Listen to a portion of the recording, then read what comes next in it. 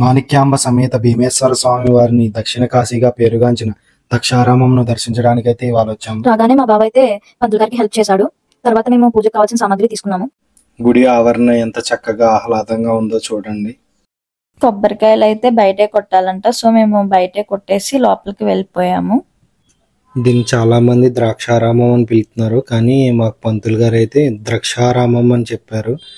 And ఇక్కడ వాయులింగం అవి ఉన్నాయి. అక్కడే మనము ఏమైనా తెచ్చిన పాలు కానీ అవన్నీ అక్కడే మనమైతే దేవుడికి సమర్పించాలి.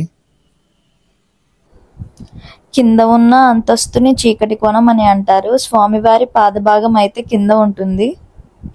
మనం ప్రదక్షిణ చేసేటప్పుడు నాగస్తంభం అయితే కనిపిస్తుంది. దాని ఎడమ వైపు నుండి దూరడం వల్ల సర్పదోషం, రాహుకేతు దోషం అయితే మనకి ఉండదు. స్వయంభూ భీమేశ్వర స్వామిని అయితే మనం చాలా బాగా దర్శించుకున్నాం. అండ్ ఇక్కడైతే చిన్న గుడిలాగా ఉన్నది, దాంట్లో కూడా శివలింగం అయితే మనకు దర్శనం ఇచ్చింది. ఇక్కడ నంది చూసారా ఎంత బాగుందో. మేము దండం పెట్టుకుని కొన్ని ఫొటోస్ అండ్ వీడియోస్ తీసుకున్నాము. ఈ గుడి చాలా పురాతనమైనదంట.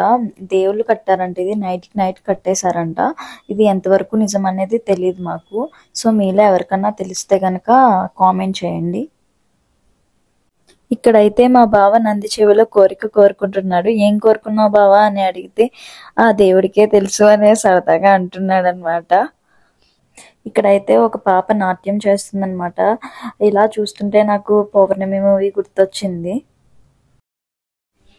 గుడి అయితే చూడండి ఎంత ఆహ్లాదకరంగా, చాలా ప్రశాంతంగా, పీస్ఫుల్ గా ఉన్నదో. అప్పటి కట్టడాలు చూశారు కదా, ఇప్పుడైతే అసలు ఎవ్వరు కట్టలేరు అలాంటి కట్టడాలు. ఆ స్తంభాలు, ఆ పైకి అయితే వెళ్ళాము. నేను సెకండ్ ఫ్లోర్ అయితే ఎక్కాను. పైనుంచి గుడిని అంతా కవర్ చేసాము. చూడండి ఎంత బాగున్నదో. అండ్ ఆ స్తంభాలు అప్పుడు రూపకల్పన అంతా చాలా వేరు. ఈ స్తంభాలు అవి చూసారు కదా, నేనైతే ఎక్కాను. పురాతనమైన గుడి అని. అండ్ ఇక్కడ చూడండి గార్డెనింగ్ అయ్యి చాలా బాగున్నది. ఇక్కడ కోనేరుకి అయితే వచ్చేసాము. ఇక్కడ అందరూ బిందులతో వాటర్ పట్టుకెళ్తున్నారు. అక్కడ శనీశ్వరుడికి అయితే వాళ్ళు వాటర్తో అర్చన అయితే చేస్తున్నారు. అది ఎవ్రీడే 10 to 12 మధ్యలో అయితే చేస్తారంట. అది ఇక్కడ చూడండి. ఇలాగా వెళ్ళి మేము అయితే కోనేరుని అయితే మొత్తం అంతా చూపిద్దామని ఇలా వెళ్ళాము మేము. చూడండి స్తంభాలు అయ్యి, కోనేరు ఎంత చక్కగా ఉన్నదో. మాకైతే చాలాసేపు అక్కడే కూర్చోవాలని అనిపించింది. ఆ బిందె పట్టుకుని వెళ్తుంది కదా ఆవిడ, చూడండి అక్కడ చేస్తున్నారు. అండ్ అక్కడ ఫ్లవర్స్ అవి చాలా బాగున్నాయి. ఎక్కడో వేరే ఒక ఏరియాలో ఉన్నట్టు ఉన్నది. అండ్ ఇక్కడ 4 అయితే గుడి ద్వారాలు అయితే 4 ఉన్నాయి. 4 సైడ్లు అయితే తీసాము మేము.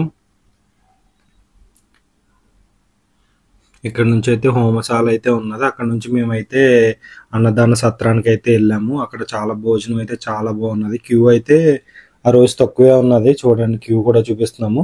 ఆ లోపలికి వెళ్ళిన తర్వాత మనకైతే వేలు ముద్ర అయితే తీసుకుని ఆ తర్వాత వెంటనే పంపించేశారు. ఒక 5 minutesలో మనకి అన్నదానానికి అయితే పంపించేశారు.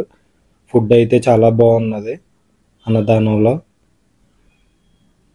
చూసారు కదా, మీరు కూడా భీమేశ్వర స్వామి గుడికి వెళ్ళి దర్శించుకోండి. ఇంతటితో వీడియో అయితే అయిపోయింది. నెక్స్ట్ వీడియోలో కలుద్దాం. Thanks for watching. Bye guys.